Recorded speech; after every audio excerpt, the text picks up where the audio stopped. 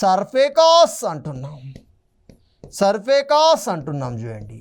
ఇది నిజాం తన సొంత అవసరాల కోసం ఉంచుకున్న భూమిని మనము సర్ఫేకాస్ అంటాం. దాదాపు 10%, దాదాపు 10%, 9.8 అనుకోండి, దాదాపు 10% భూమి ఇతని ఆధ్వర్యంలో అతని మెయింటెనెన్స్ కోసం ఉండేది. సో ఇలా భూమి కొంతమంది చేతుల్లోనే ఉండేది. కాబట్టి ఇక్కడ జాగిర్దారి రద్దు చేస్తే, జాగిర్ రూపంలో ఉన్న భూమిని రద్దు చేస్తే ఏమవుతుంది? ఈ జాగిర్ కూడా వివిధ రూపాలలో ఉంటుంది. సేవకు బదులుగా ఇవ్వబడే జాగిర్ అంటున్నాం.